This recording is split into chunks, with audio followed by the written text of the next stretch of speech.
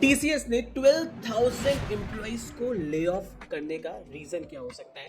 On the other hands अगर आप देखेंगे, will talk about Infosys, Wipro, tech Mahindra, LTI, Cognizant, Accenture, Capgemini. Wipro की अगर बात करेंगे ना तो 24 नॉट इवन 25 हायरिंग जो आपके पास है वो बहुत लिमिटेड है।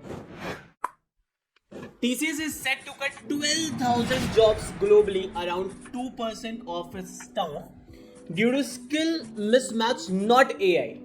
The layoffs will occur gradually through financial year 2026 and will focus on mid to senior levels. TCS CEO.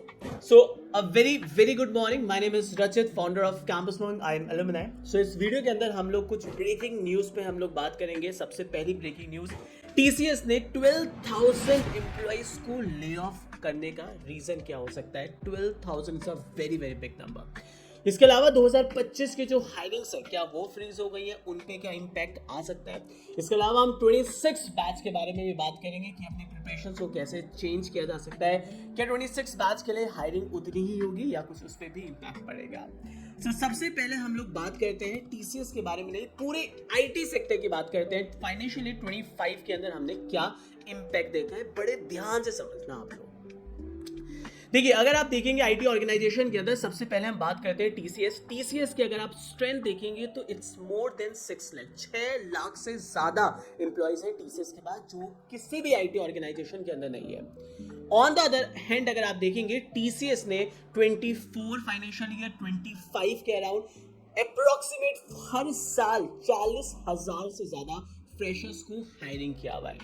On the other hands अगर आप देखेंगे, will talk about Infosys, Wipro, tech Mahindra, LTI, Cognizant, Accenture, Capgemini, इन organisations की अगर आप hiring देखेंगे तो almost यहाँ पे आपके पास बहुत ज्यादा डिक्रीज देखने को दिखा है। अगर आप एसेंचर की बात करेंगे तो एसेंचर ने फाइनेंशियल ईयर 2025 में 19,000 एम्प्लॉइज को ले ऑफ किया था और अपनी 2025 के अंदर सारी हायरिंग को फ्रीज कर दिया था। ये एक इंपॉर्टेंट फैक्टर है। इसके अलावा अगर आप इन्फोसिस के देखेंगे तो अभी आपने रिसेंट न्यूज में देखा होगा, अभी ट्रेनिंग हो जो इनकी मैसूर में हो रही थी, अप्रॉक्स 400 to 500 ट्रेनर्स, मतलब जितने भी आपके पास स्टूडेंट्स थे उनको वहां से ले ऑफ किया था अपने ट्रेनिंग से। आपके पास अप्रॉक्सीमेटली जो हायरिंग है टीसीएस ने, इन्फोसिस ने, वो सारी फ्री सी हो रखी है 25 बैच के लिए। विप्रो की अगर बात करेंगे ना तो 24 नॉट इवन 25 हायरिंग जो आपके पास है वो बहुत लिमिटेड है। उसके अलावा भी 1,000 एम्प्लॉइज को विप्रो ने भी आपके पास कहीं ना कहीं ले ऑफ किया हुआ है। सो ऑलमोस्ट अगर आप इस पूरी ट्रेंड को देखेंगे, कॉग्निजेंट ने भी अप्रॉक्सीमेटली 3,500 से ज्यादा एम्प्लॉइज को 2025 के अंदर आपके पास ले ऑफ किया हुआ है। तो ये कहानी सिर्फ टीसीएस की नहीं है, ये सारी आईटी ऑर्गेनाइजेशंस के अंदर है। टीसीएस की employees on the other hand देखेंगे तो सबसे ज्यादा आपको दिखेगा मोर देन 6 lakhs आपके पास, और हायरिंग नंबर्स भी देखेंगे as compared to Wipro TCS, वो भी हायरिंग आपके पास फ्रेशर्स की भी ज्यादा है। तो सबसे इंपॉर्टेंट चीज यहाँ पे आती है, अब ये इफेक्ट कैसे लाने वाली है आपके पास और कौन कौन से आपके पास लेवल्स पे ये इफेक्ट होने वाले हैं। इसको समझने के लिए सबसे पहले हम आपके पास, मैं आपको एक स्ट्रक्चर दिखाता हूं आपके पास, कि सबसे पहले आप ओल्ड पिरामिड स्ट्रक्चर देखना कि हायरिंग ट्रेंड क्या होते थे टीसीएस के इससे पहले। सबसे नीचे आपके पास देखोगे, दिस इज आप शेप, इसे हम कहते हैं पिरामिड शेप, जहां पे सबसे नीचे हायरिंग जो होती है that is a bulk fresher and entry level hiring होती थी, राइट। ये मैं आपको पहले की बात बता रहा हूँ, मतलब 2024-25 तक की कहानी यही आपके पास है। इसके ऊपर आपके पास आता था एक्सपीरियंस डेवलपर, फिर मिड लेवल मैनेजर, और फिर ऊपर आते थे, सबसे ऊपर आते थे टॉप मैनेजर। सो अगर आप यहाँ पे देखेंगे मिड लेवल मैनेजर्स और टॉप मैनेजमेंट, ये सबसे ज्यादा यहाँ पे आपके पास इसको इम्पैक्ट हुआ है, जो अभी लेऑफ्स यहाँ पे हो रहे हैं। रिपोर्ट की अगर आप रिपोर्ट देखेंगे तो यहाँ पे it clearly shows that mid to senior level employees आपके पास इफेक्ट हुए हैं, जो कि 12,000 ले ऑफ की वजह से, ठीक है। इसके अलावा अगर आप देखेंगे, अगर नॉन टेक आपके पास है और सपोर्टिव फंक्शन भी इम्पैक्ट होगा। Employees on bench beyond 35 days, जो कि टीसीएस का बिल्कुल नया आपके पास रिसेंटली न्यूज में आता, 35 डेज बेंच पॉलिसीज में आपके पास वो इम्पैक्ट होंगे, और लो परफॉर्मेंस और स्किल्ड मिसमैच केसेस भी यहाँ पे इम्पैक्ट होने वाले हैं।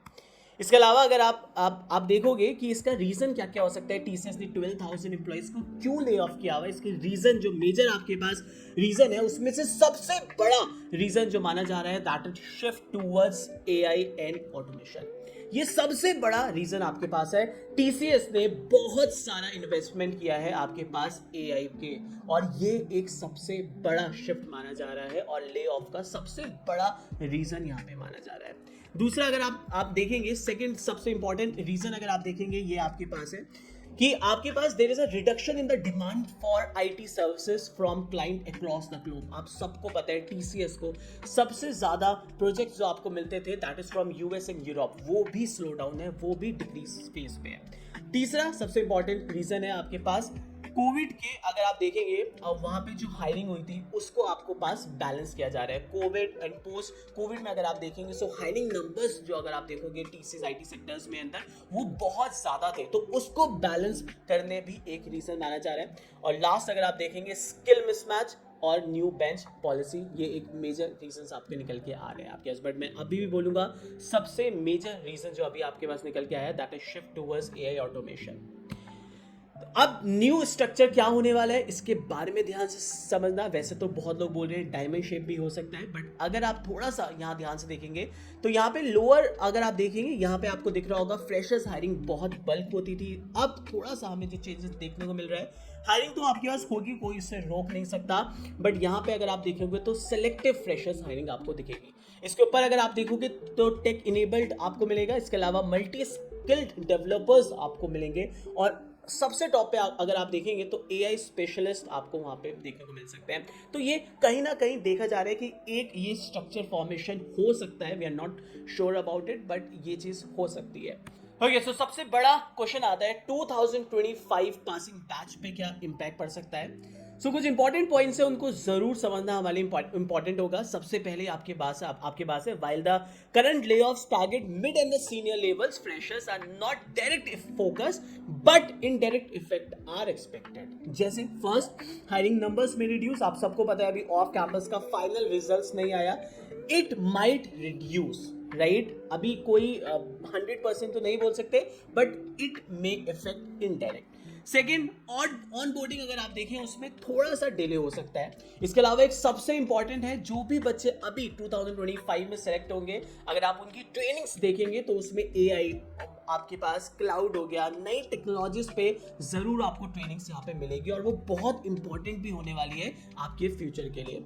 लास्ट, थोड़ा सा सिलेक्टिव शॉर्टलिस्टिंग होने वाली है, क्योंकि अभी इतना ज्यादा ले ऑफ आपके पास हुआ है, तो थोड़ा सा हायरिंग अगर आप देखोगे तो सिलेक्टिव हो सकती है।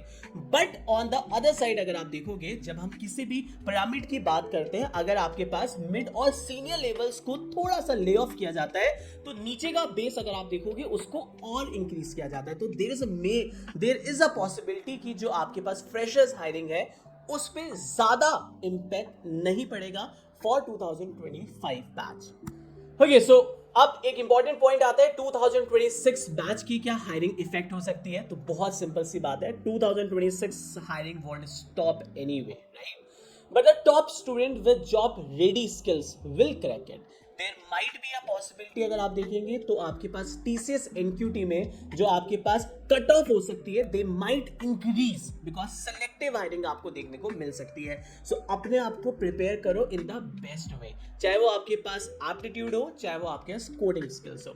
यहाँ पे एक बहुत इंपॉर्टेंट स्टेटमेंट भी अगर आप देखोगे from TCS CEO, at the same time TCS remains focused on future readiness and will continue to hire high quality talent. So एक बहुत इंपॉर्टेंट बात है, 26 बैच के लिए घबराने वाली बात नहीं है, बट यस आपके पास कट ऑफ ज्यादा जा सकती है ऑन कैंपस या ऑफ कैंपस, तो आपको यहाँ पे फ्यूचर रेडी रहना पड़ेगा।